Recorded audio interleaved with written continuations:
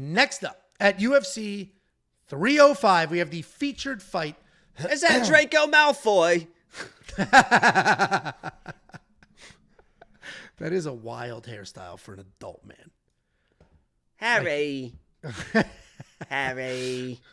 We got Mateusz Gamrot taking on Dan Hooker. Mateusz Gamrot, 24-2 in his career. 4-1 in his last 5. He's coming off yet another decision win. He's taking on Daniel Hooker, 23-12 in his career. 3-2 in his last 5. He's coming off that war with Jalen Turner a little over a year ago. Mateusz Gamrot, we all know by now, he's a nasty wrestler. He's got great striking technique, but he has no power whatsoever. He is busy. He does push a pace. He doesn't slow down. He doesn't get tired. He can out-wrestle pretty much everybody. The only time we've ever seen him struggle a little bit with the wrestling was against Beneil Dariush. He even out-wrestled Arman Sarukian, who we all know is a nasty wrestler himself. Unfortunately for Gamrot, all that wrestling hasn't prevented him from getting dropped. He's insanely chinny.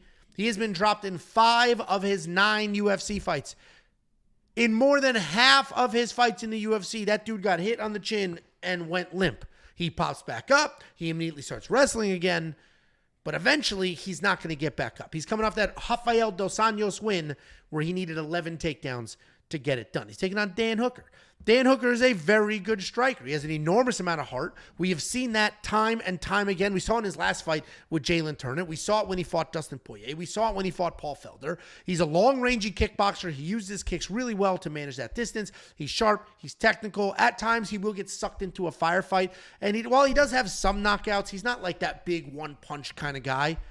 His takedown defense is solid at 80%, but it is going to be a problem in this matchup. He's coming off that win over Jalen Turner, which was an absolute dogfight, and then a long layoff because of a broken arm. This is a good fight. This could be an upset. And you know what? Last week, I picked Chepe to win, but I wasn't very high on him.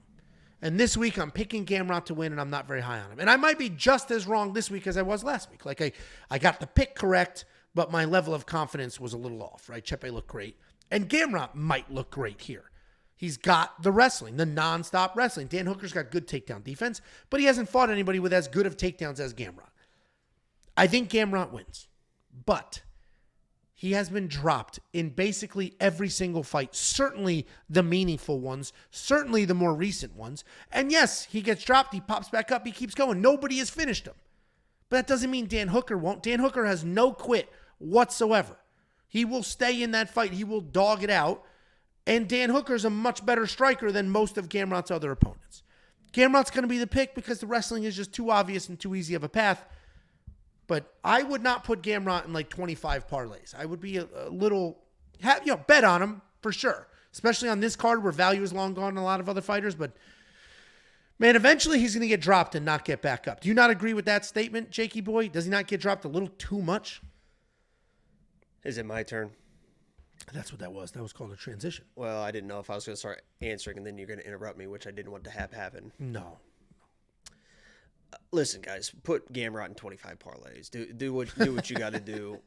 He's going to smoke Dan Hooker. Dan Hooker's just not that guy. You guys love Merab. Guess what? I mean, Gamrot is just the 155 Merab, or Merab is the 135 Gamrot. They are the exact same person. Lackluster striking. They get dropped every once in a while, right? But then they just get right back to the wrestling. And eventually, there's going to be somebody that does really crack the chin and doesn't just kind of clip them, really fucking puts them out. For Merab, guess what? That person's going to be Sean O'Malley, whether you like it or not. He's going to fucking snipe Merab and he's going to put his fucking lights Wrong out. Fight. That is what is going to happen. Well, guess what Dan Hooker is? He is not a Sean O'Malley to a fucking Gamrot. Eventually, Gamrot is going to run into that person. Dan Hooker's not that person. He just isn't. He can't get taken down. Gamrot is nonstop, whether he's getting takedowns or not. Just like Merab, he doesn't have great control, but guess what? It doesn't fucking matter. He's going to be right back on you. I think Gamrot fucking rolls here. Even if he gets hurt, I think literally he has gotten dropped in a round and still won the round. I don't know if that's actually true, but it feels like that is true. He's just fucking nonstop. Dan Hooker's not the guy. Obviously, with his chin, anything's possible. It's fucking fist fighting, but I think Gamrot rolls.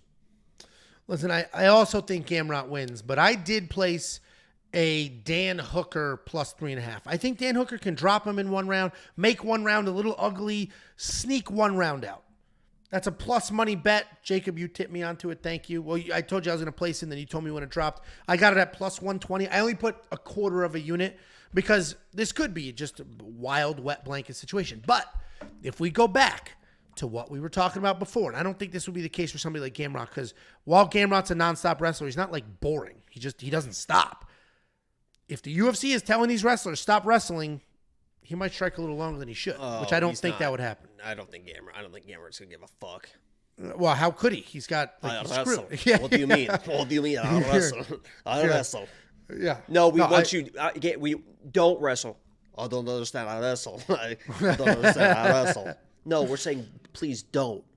I win. I wrestle. I win. If the UFC doesn't want wrestlers, they really fucked up scooping up all those Russians. Dude, I literally think that if there is that narrative that they're pushing, it's got to be because of the PFL. I mean, that TV deal they have so many of those Russian style fighters, and every time I turn on the PFL, it's fucking boring ass wrestling. It's just somebody that's just a little bit better wrestler. And I honestly think that the UFC might be seeing that, being like, oh shit, we don't want to run into this problem.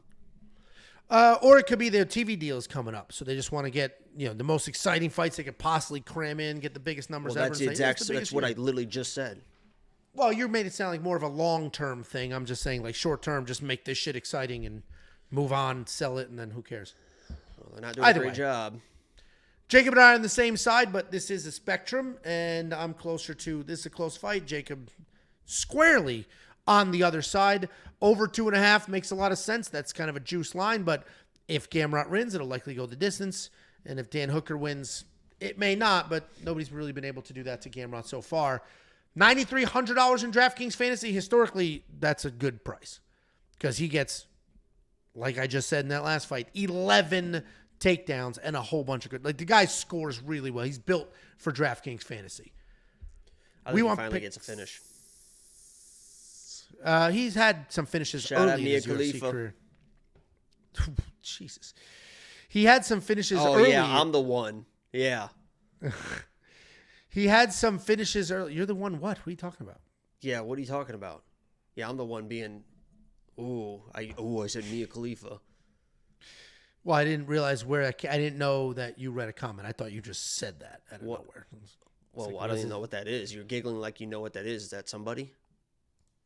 She's a porn star. We're not going to pretend we don't know who that is. I thought you have calluses on your hand and you've never seen the inside of a gym. I thought she was like a sports reporter. That's the only thing I know her from. Your mom goes away for a weekend and your dingling looks like a burnt breakfast sausage. You run that thing through the meat grinder all weekend. So let's not pretend you don't know who Mia Khalifa is. Nice try. Nice try.